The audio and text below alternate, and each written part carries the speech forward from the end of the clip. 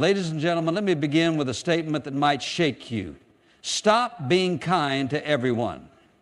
Now that may sound cold, even harsh, but hear me out, because this is a truth no one is telling you, and it's time you finally hear it. We live in a world that worships people-pleasing like a god. We're told to always be nice, always say yes, never offend, and always go the extra mile for others. And while kindness is a virtue, one we should never discard, misplaced kindness becomes self-destruction. You are never called to be a doormat. You were never called to hand your peace to people who only take. Let's dive into this truth point by point and realign our hearts to walk not just in kindness, but in wisdom. There is a difference between kindness and weakness, and understanding that difference can change the way you live your life. Kindness is a fruit of strength. It flows from a heart that is whole, confident, and rooted in truth. But weakness, especially the kind disguised as kindness, is when we let our fear of disapproval, rejection, or conflict dictate our behavior. And that kind of kindness, it doesn't bless, it burdens. Too often people confuse being kind with always saying yes, always agreeing, always showing up, and never setting boundaries. But true kindness does not mean allowing people to overstep, manipulate, or drain you. When you start to believe that being kind means being available to everyone at all times, you open the door for people to take advantage of your time, your energy, your emotional peace, and even your divine calling. The truth is, not everyone deserves access to you. It's hard to say, even harder to believe, but it's a truth that brings freedom. Your time, your energy, your gifts, they're sacred. And if you give them to everyone, you end up giving them to no one meaningfully. You spread yourself thin, hoping to be everything to everyone, and in doing so, you forget who you were actually called to be. Even Jesus, who was the perfect example of love and compassion, didn't give everyone the same level of access to himself. He ministered to the crowds, yes. He healed the sick, he taught the multitudes, but he also walked away. He withdrew. He chose solitude. He invested deeply in a small group of disciples, not the masses. He loved all, but he didn't let all close. Now think about that. If Jesus, with infinite love and capacity, was selective in his relationships, what makes us believe we're supposed to be everything for everyone? When we confuse kindness with weakness, we allow guilt to drive our decisions. Instead of wisdom, we sacrifice our own well-being, trying to meet the demands of others, even when it means betraying ourselves in the process.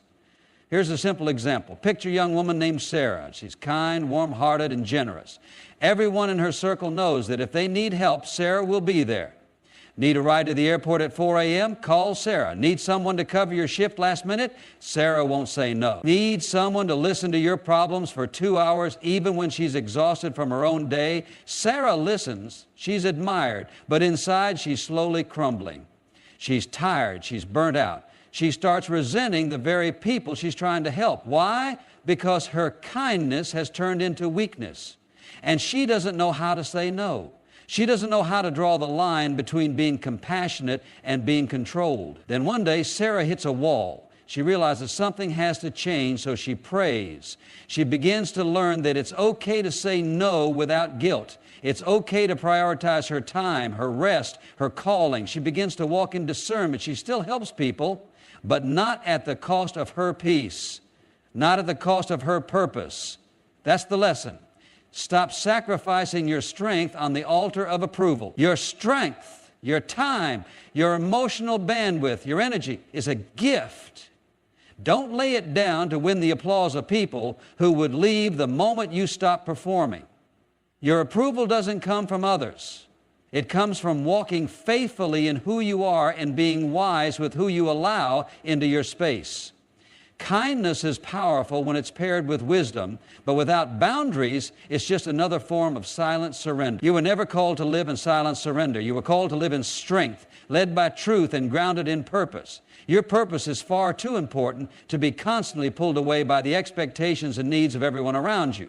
One of the greatest traps people fall into is believing that being kind means being constantly available, constantly agreeable, and constantly responsible for solving everyone else's problem. But if you live your life constantly responding to everyone else's demands, you will wake up one day and realize that your own calling has been pushed to the side. That's not kindness, that's compromise. God has placed something within you, a specific mission, a divine assignment, a purpose that is uniquely yours. It may not look flashy, it may not be understood by others, but it is important, and you are responsible for it. You are not just here to exist. You are here to impact, to build, to grow, to lead, to serve in a way that aligns with your calling. But here's the tension. The world will always pull at you. People will always have emergencies. They will always have needs, and if you aren't careful, you will end up living according to their urgency instead of God's purpose for your life. We don't often think of yes as a dangerous word, but when it's said without discernment, it absolutely can be. Every time you say yes to something outside your calling, you're saying no to something that matters within it. Every time you overcommit, overextend, or overstretch yourself to meet someone else's expectations, you take a little piece of your purpose and set it aside. And over time, those little compromises begin to add up. Your schedule is packed, but your spirit is empty. You're helping everyone, but your own growth is stagnant. You're admired by others, but you're silently frustrated and unfulfilled. That's why sometimes the kindest thing you can do to yourself, to your future, and even to others is to say no. Not because you don't care, but because you do. You care about what God has placed inside you. You care about the assignment that only you can fulfill, and you understand that your time, your energy, your focus are not infinite. They must be guarded and stewarded well. Well, let's look at a quick but powerful example. Imagine a man named David. David is a gifted writer. He's been feeling a strong pull in his heart to finally write a book that's been stirring in his spirit for years. A book he knows could help others find healing and truth. He's carved out time in the early mornings to write, knowing this is his sacred space to hear from God and create. But David is also known in his community as the go-to guy. People constantly ask him to help with things, fixing things around the house, filling in for events, answering calls at all hours, mentoring others, stepping in last minute for responsibilities that aren't his. Because he doesn't want to let anyone down, David keeps saying yes. One morning turns into a favor for someone. One weekend gets taken over by another unexpected request. He tells himself he'll write later, but later never comes. Months pass. Then a year. The book, still unwritten. The calling, still waiting. His kindness, though well-intended, became the very thing that derailed his destiny. Now imagine if David had learned to say no. Not out of selfishness, but out of stewardship. What if he said, I'm so sorry, but I can't help with that right now. I've committed my mornings to a project that's very important to me. Would some people be disappointed? Yes. Would some misunderstand? Possibly. But would he be in alignment with his calling? Absolutely. That's the difference. You cannot live your life trying to be everything to everyone and expect to fulfill the deep assignment God has given you. It's not that you don't help others. It's that you help wisely. You serve with intention.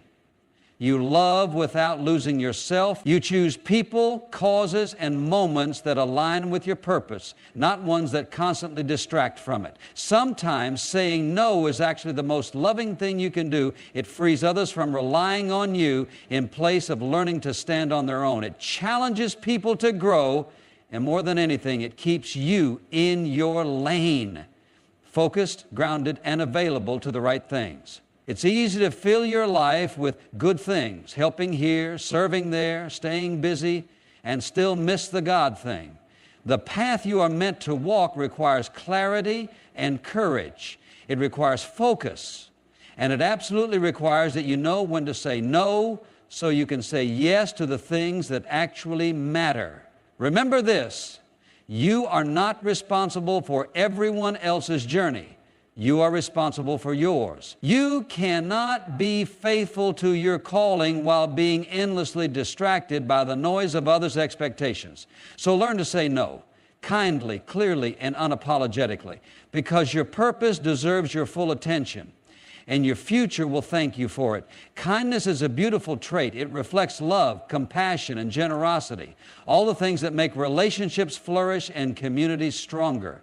But when kindness is offered without discernment, without prayerful boundaries, and without wisdom, it becomes a fast track to burnout. You may think you're helping others, but in reality, you're slowly emptying yourself in ways that leave you depleted, resentful, and off course from what God has actually called you to do.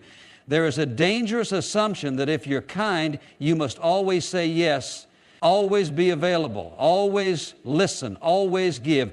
But what most people don't realize is that your emotional, spiritual, and mental energy is not endless. You are not God. You have limits. And when you try to be everything for everyone, especially without checking whether God actually assigned you to that person or situation, you set yourself up for exhaustion. That's not love. That's a lack of boundaries. And God never asked you to run your soul into the ground in the name of kindness. You cannot pour into others if your own cup is empty. You cannot speak life into someone else when you're running on fumes. And you cannot discern what's wise when you're stretched too thin to even think clearly. What some call being a servant, God might call being out of alignment. Many people are not tired because they're doing evil things. They're tired because they're doing too many good things that they were never meant to do. Think of it this way. Not every emergency is your assignment. Not every request is your responsibility. Not every person is your project. If you continue giving without discernment, you will find yourself surrounded by people who take, and take, but never truly value what you offer. And slowly your kindness turns into frustration, your heart begins to harden, and your spirit grows weary. Why? Because you've ignored the voice of God telling you to rest, to withdraw, to protect your peace. Let me give you a real-world example. Meet Angela. Angela is known as the strong one in her circle. She's always available to help, always ready with a kind word, and always says yes, even when she's tired, even when she's overwhelmed. Friends, co-workers, family, they all depend on her. When someone needs advice at 1 a.m., they call Angela. When there's an event that needs a volunteer, they ask Angela. When someone is going through a crisis, Angela drops everything to be there. At first, Angela feels good about being needed. It gives her a sense of purpose. But over time, things begin to shift. She's constantly tired. Her personal time with God becomes rushed or skipped. She doesn't enjoy the things she once loved. And worse, she starts to feel bitter, not because she doesn't care, but because deep down, she knows she's been overextending herself. One day, she reaches a breaking point. She finds herself crying alone in her car, overwhelmed, confused, and spiritually dry. Angela isn't burned out because she's weak. She's burned out because she's been giving to people God never assigned her to. She's been functioning from obligation, not obedience. And what she really needed all along wasn't to stop being kind, but to start being wise with her kindness. That's the key. Protect your peace, steward your energy, guard your soul. You are responsible for managing what God has given you, and your peace, your strength, your mental clarity, those are valuable resources. You don't have to apologize for setting boundaries. You don't have to feel guilty for taking a step back. And you don't have to explain yourself to people who only want you for what you can give. There's a big difference between helping someone and being used by someone. Discernment helps you tell the difference. And when you practice it, your kindness becomes more powerful, not less. It becomes targeted. It becomes fruitful. Instead of being spread thin and ineffective, it becomes focused and life-giving, both for you and for the people you're truly meant to serve. Sometimes the most spiritual thing you can do is rest. Sometimes the kindest thing you can say is, I can't help right now. Not from a place of selfishness, but from a place of stewardship. Because when you protect your peace, you protect your ability to hear from God. When you steward your energy, you leave room for the things that actually matter. And when you guard your soul, you keep yourself healthy enough to truly show up when it counts. God never asked you to carry what He didn't assign. So the next time someone comes with a request, a need, a demand, pause, pray, ask, Lord, is this mine to carry? If the answer is no, let it go. You're not rejecting the person, you're respecting your purpose. And in the end, that's what keeps your kindness powerful, sustainable, and truly Christ-like. God did not call you to keep everyone happy. He called you to be faithful. That simple truth carries incredible weight, because in a world that celebrates approval, applause, and validation, it's easy to fall into the trap of thinking your role is to maintain peace at all costs. Avoid conflict and make sure no one is ever offended by you. But faithfulness often calls you to take a different path, one that doesn't always feel comfortable or popular. Pleasing people and obeying God don't always go hand in hand. In fact, there will be times when obeying God means disappointing someone else. And that's not only okay, it's necessary. Your loyalty must be first and foremost to the voice of God, not the opinions of man, because if your version of kindness is keeping you from speaking truth, setting boundaries, or confronting what needs to be confronted, then it's no longer it's fear dressed up in nice behavior. You weren't created to tiptoe through life avoiding confrontation and avoiding offense. You were created to carry light into dark places, to speak truth with love, and to walk in obedience even when it makes people uncomfortable. Jesus Himself never aimed to please everyone. He loved everyone, but He didn't cater to everyone's feelings. He corrected the Pharisees. He challenged the disciples. He overturned tables in the temple. And He constantly disappointed people's expectations of who they thought the Messiah should be. But He was never unfaithful. He was never cruel. He was never unkind. He was simply led not by fear, not by pressure, but by the Father. And that's your calling too. Not to keep people happy, but to be led by God. One of the most dangerous lies we believe is that being a good Christian means avoiding conflict. But Scripture is filled with men and women who walked in truth and in doing so offended those around them. The prophets weren't liked. The apostles weren't always welcomed. Jesus was crucified not because He was cruel, but because He was clear. And yet, many of us shrink back when faced with hard conversations or situations where our obedience might disrupt someone else's comfort. We call it kindness, but often it's fear of rejection. True kindness is not passive. It is not silence in the face of sin. It is not enabling people to continue in harmful patterns because we don't want to upset them.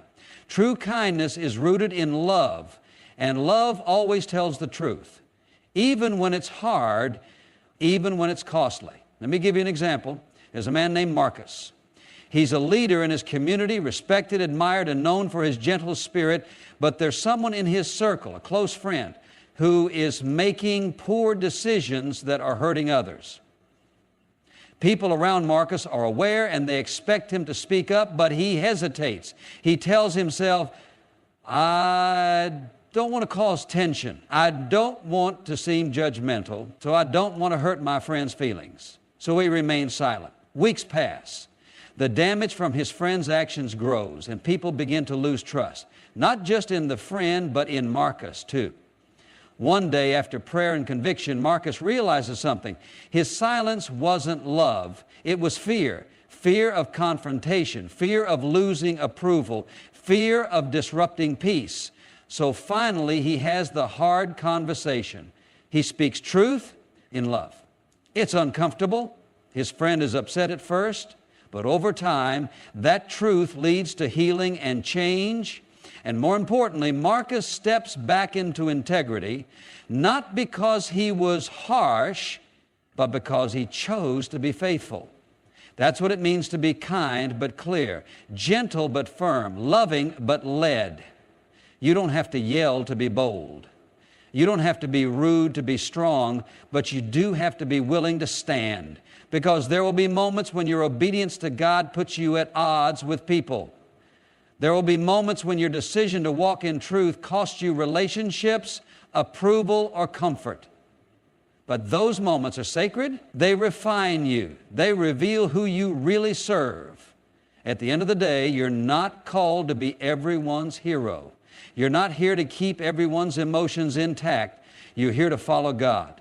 That might look like saying no to something others expect you to say yes to. It might mean walking away from a toxic relationship, even if it disappoints people. It might mean standing up for what's right, even when it makes others uncomfortable. But take heart, you're not walking alone. God sees your heart, He knows your intentions, and He will honor your obedience. So be kind, but don't compromise truth. Be gentle, but don't avoid the hard things. Be loving, but don't be led by guilt or fear. Let God lead you, and when you follow Him with your whole heart, you may not keep everyone happy, but you will keep your soul aligned with the one who called you, and that is worth everything. Kindness is a sacred gift.